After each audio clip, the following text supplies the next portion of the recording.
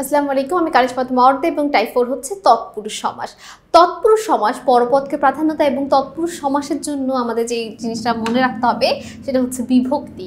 কারণ তৎপুরুষ সমাসে পরপদ প্রধান, ব্যাস বাক্যে বিভক্তি থাকে। তৎপুরুষ সমাস 9 প্রকার।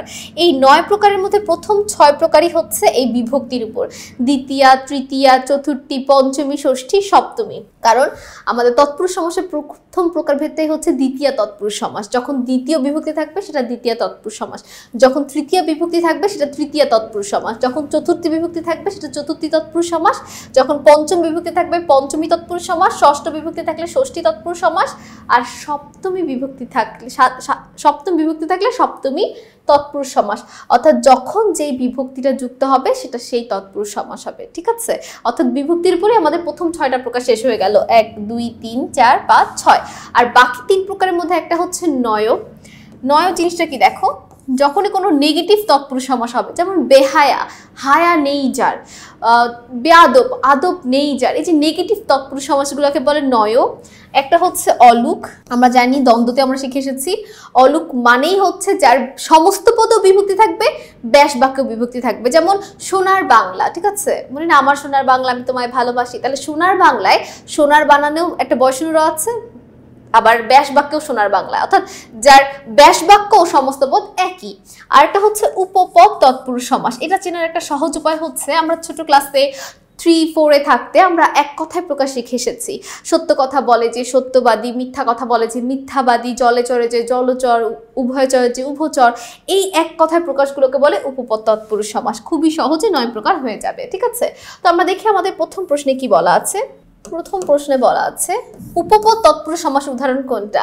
অভাব, গায়ে পড়া, জলদ, ভোজন। অবশ্যই জলদ এক কথায় প্রকাশগুলো। বিপদ আপন্ন কোন তৎপুরুষ সমাস? দেখো বিপদ আপন্নর ব্যাস বাক্যে কোন বিভক্তিটা যায়? বিপদ কে আপন্ন। এখন দ্বিতীয় এবং চতুর্থী দুইটাই তো কে, কিন্তু কোনো কিছুর জন্য বা নিমিত্তে যখন কোনো কিছু হবে সেটা হচ্ছে চতুর্থী। কোনো কিছুর জন্য বা নিমিত্তে, যে এটার জন্য এটা হচ্ছে, সেই ক্ষেত্রে যদি কে রে যুক্ত হয় সেটা হবে চতুর্থী, বাদ বাকিগুলো হবে দ্বিতীয়া। এখন বিপদ আপন্ন, বিপদকে যে আমি আপন করে নিলাম, বিপদকে কি কেউ কোনো কিছুর জন্য আপন করে না? এটা অটোমেটিক আপন হয়ে যায়।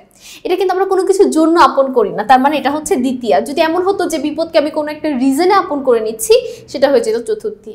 এরপরটা দেখো, চিরসুখীর ব্যাস বাক্য কোনটি? চিরসুখী যে চিরদিনের সুখী, চিরকাল ব্যাপিয়া সুখী, চিরকালের সুখী। চিরকাল ব্যাপিয়া যে সুখী, চিরকালে মানে ধরে যে সুখী, কোনটি? চতুর্থী তৎপুরুষ। চতুর্থী মানে কি? কোনো কিছুর জন্য হতে হবে। তাহলে কয় আছে হজ যাত্রা।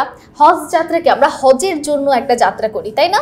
তাহলে হজ জন্য যাত্রা, জন্য, জন্য, নিমিত্তে এগুলো থাকলে সেটা চতুর্থী হয়। বিভক্তি লোপ পাওয়া তৎপুরুষ সমাসের উদাহরণ কোনটা? লোপ পেয়েছে। ঠিক আছে, ছেলে ভুলানো, তেলে ভাজা, গরুর গাড়ি নাকি হাতে কাটা। তাহলে দেখো ছেলে ভুলানো এটা হচ্ছে বিভক্তি লোপ পাওয়া তৎপুরুষ সমাসের উদাহরণ। গ্রাম ছাড়া কোন সমাসের উদাহরণ? দ্বন্দ্ব, কর্মধারে, তৎপুরুষ বহুব্রীহি। অবশ্যই তৎপুরুষ গ্রাম ছাড়া, কারণ এটা বিভক্তি আছে ব্যাস বাক্যে। নিচের কোনটি তৎপুরুষ সমাসের উদাহরণ? অকাল মৃত্যু, আলু সিদ্ধ, গোলাপ ফুল নাকি সেতার। অকাল মৃত্যু, ঠিক আছে, অকালে মৃত্যু হয়েছে যার। বিভক্তি লোপ পাওয়া তৎপুরুষ সমাসের উদাহরণ কোনটি? ছেলে ভুলানো, তেলে ভাজা, গরুর গাড়ি, হাতে কাটা। এটা অবশ্যই ছেলে ভুলানো হবে। রাজপথ কোন সমাস? তৎপুরুষ সমাস, কর্মধারয় সমাস, উপমান নাকি বহুব্রীহি। রাজার যে পদ, ঠিক আছে, রাজপদ, এটা অবশ্যই তৎপুরুষ। বিভক্তি লোপ হয়নি কোনটিতে? বিভক্তি আছে, তেলে ভাজা, চিরুন্দাতি, কানাকানি নাকি চিনি পাতা। দেখো তেলে ভাজা, তেল শব্দের সাথে একটা একার আছে, তাহলে এখানেই তো বিভক্তি লোপ পায়নি। আচ্ছা, তাহলে দেখো আমরা কিন্তু খুব ভালো মতো তৎপুরুষ সমাসটা শেষ করেছি। আশা করি তৎপুরুষ সমাস নিয়ে কারো কোনো সমস্যা নেই। শুধুমাত্র আমাদের কাজ হচ্ছে বিভক্তিগুলো মুখস্থ রাখা। কে রে দ্বারা দিয়া কর্তৃ, কে রে হতে থেকে চে, র এর অন্তস্থীয় এতে। এইভাবে মুখস্থটা রাখতে পারলেই তৎপুরুষ সমাস কোনোই ব্যাপার না। সকলকে অসংখ্য ধন্যবাদ। আসসালামু আলাইকুম, আল্লাহ হাফেজ।